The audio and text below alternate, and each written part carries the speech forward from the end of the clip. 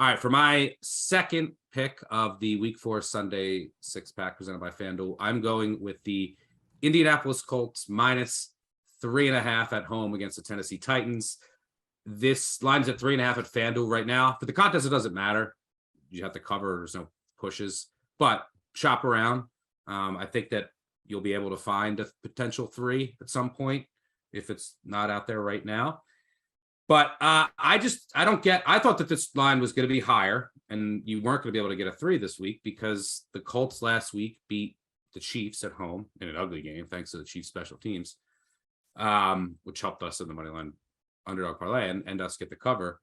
Meanwhile, the Titans beat the Raiders. Okay, I didn't think anything was going to take much of that. But all of a sudden I'm hearing things like no one's rushing to bet the Colts here. I thought this line would be higher. I don't understand. Everyone said the Titans were like a bottom 5 team last week. They beat the Raiders at home, and now that's changed. In that game, the Raiders went 1 of 12 on third down. They were in the red zone 6 times and had 16 points. The Titans were in the red zone 3 times and scored 3 touchdowns. Darren Waller dropped a touchdown pass that got intercepted when the Raiders were at the 3-yard line. Dropped it in his hands, bounced up.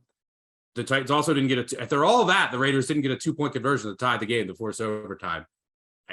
I was not impressed with the Titans at all. This team stinks. Go look at their entire body of work. And what this game comes down to me is Matt Ryan looks slow. Their offensive line has been great, but at least they have the receivers back. Titans passing game needs the running game, and they could do some things in play action, but it doesn't wow me at all. And their offensive line's a mess. What this game comes down to is 2 things. 1, the Colts defense by far will be the best unit on the field. And 2, the Colts will be able to run the ball and the Titans will not. Titans were able to have some success running it last week against the Raiders. You could do that against the Raiders. And then that set up some play action things. Colts' strength is their run defense by far. And I believe Leonard will be back this week, but who knows? But Titans offense 29th in EPA per rush. Titans defense 30th EPA per rush. 31st in explosive runs allowed. Hello, Jonathan Taylor. Jonathan Taylor's going to have a huge day here. And the Colts defense has been great against the run and should get their best linebacker back here. So I think that's all what this comes down to is the Colts defense will be the best unit on the field. They're at home. And I think Taylor will have a much more easier time on the ground moving the ball, which will then set up some easier play action opportunities for Ryan. And Tannehill won't have that same luxury. I mean, look, the Titans are one of only two teams in the NFL that are in the bottom 10 in EPA per drive on offense and defense. You know, the other is the Jets. That's it. It's the Titans and the Jets. It's just like the Titans are a bad football team. We've seen that just because they converted a bunch of red zone opportunities and the Raiders couldn't convert a third down doesn't make the Titans automatically good.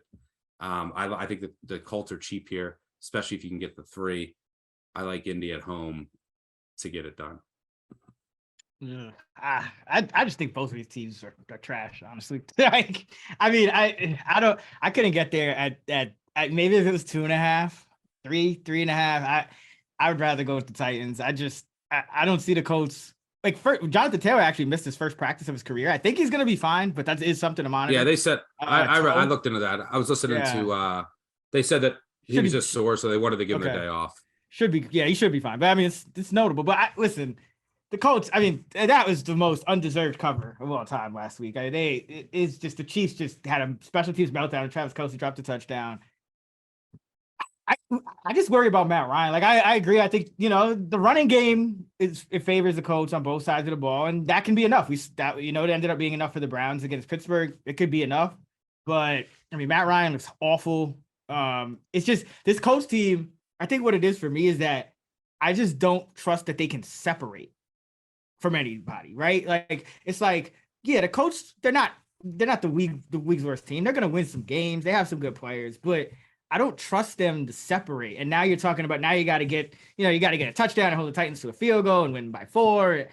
It's just a lot for me. I hope you win, but the three is important here. I don't see them. But I think the Titans are a bottom 6 team, and the Colts are an average team at home with advantages in the run game on both sides, and I think they get it done.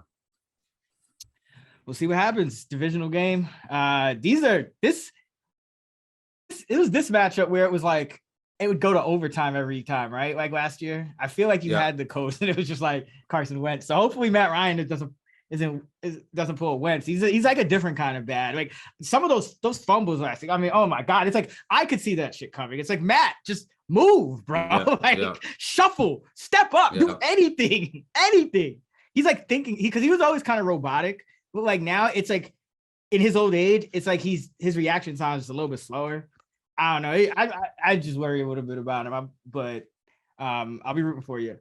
Yeah, I need Taylor. I mean, look, it was his first real game with like Pierce and Pittman in there, but I need Taylor to get 30 touches here. I will say this about the Titans. The Titans run D has been bad.